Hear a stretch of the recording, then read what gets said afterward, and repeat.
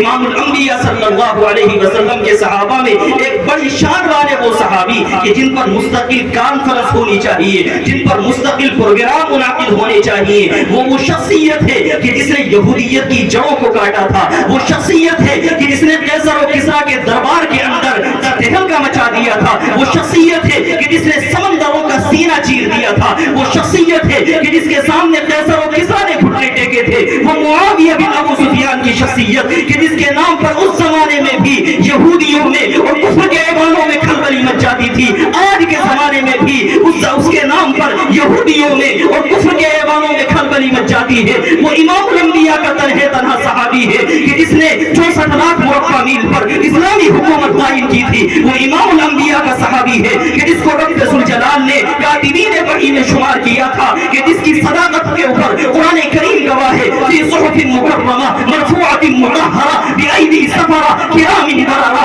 رب ذوالجلال کا کلام ہے۔ معاویہ بن ابو سفیان کی پاکیزگی کو بیان کرتا ہے، وہ معاویہ بن ابو سفیان کہ جس کو امام الانبیاء صلی اللہ علیہ وسلم نے فرمایا تھا، معاویہ اللہ رب العزت تجھے ہادی اور مہدی بنائے۔ اللہ کے رسول صلی اللہ علیہ وسلم نے فرمایا میری امت میں سب سے زیادہ بردبار معاویہ بن ابو سفیان ہے، جس کے بارے میں نبی نے فرمایا تھا معاویہ کے علم کے، معاویہ کے سینے کو الہ العالمین علم سے بھر دے۔ وہ معاویہ بن ابو سفیان کہ جس کی ہیبت سے، جس کی عظمت سے، جس کی شان و شوکت سے، جس کے جاہ و جلال سے، جس کو روح دبدبے سے قیصر و کسریٰ کانپتے تھے، کہ جس نے سمندروں کا سینہ چیر کر کے اسلامی حکومت کو پھیلایا تھا، جس نے کفر کے ایوانوں میں کھلبلی مچا دی تھی، اس معاویہ بن ابو سفیان کو گالیاں دی جاتی ہے۔ ہمیں معاویہ بن ابو سفیان کے بارے میں جنگ صفین تو یاد رہی، لیکن وہ تمام کے تمام فضائل و مناقب یاد نہیں رہے کہ جن فضائل و مناقب کو امام الانبیاء نے بیان فرمایا۔ اس معاویہ بن ابو سفیان کے بارے میں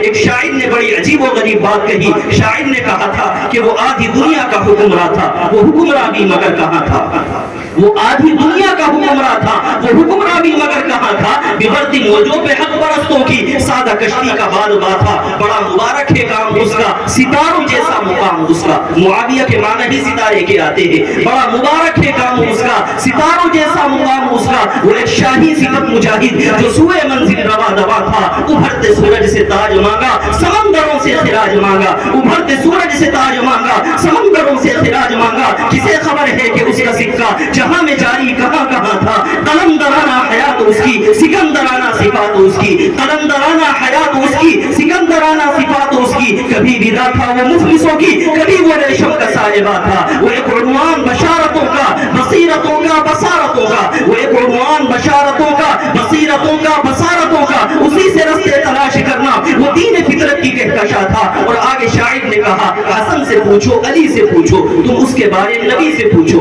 حسن سے پوچھو، علی سے پوچھو، تم اس کے بارے نبی سے پوچھو۔ اندھیری شب میں چراغ بن کر وہ ساری دنیا میں زور پیشہ تھا، حضرت امیر معاویہ رضی اللہ تعالی عنہ۔ یہ بھی امام الانبیاء نبی اکرم صلی اللہ علیہ وسلم کے وہ مقدس صحابی ہیں کہ جن کے اوپر ہماری زبانیں تیز ہو جاتی ہیں۔ معاویہ بن ابو سفیان تو نام ایسا ہے کہ غیر تو غیر سنیوں کا معدہ بھی اس نام کو ہضم نہیں کرتا۔ اگر حضرت امیر معاویہ رضی اللہ تعالی عنہ کا تفصیل سے ذکر کرنا شروع کر دیا جائے تو ہمارے لوگوں کو بھی ہضم نہیں ہوتا، اس لیے کہ ذہنیت اس انداز کی خراب ہو گئی۔ یاد رکھیے گا کہ حضرت امیر معاویہ رضی اللہ تعالی عنہ بھی امام الانبیاء نبی اکرم صلی اللہ علیہ وسلم کے وہی صحابی ہیں کہ جن صحابہ کے ایمان کو رب ذوالجلال نے فَإِنْ آمَنُوا بِمِثْلِ مَا آمَنْتُمْ بِهِ میں بنیاد قرار دیا ہے کہ اگر تم ایمان لانا چاہتے ہو، ایمان ایسا لانا کہ جیسا صدیق و عمر لائے، عثمان و حیدر لائے، سعد و سعید لائے، تم ایمان لانا چاہتے ہو تو ایسا ایمان لاؤ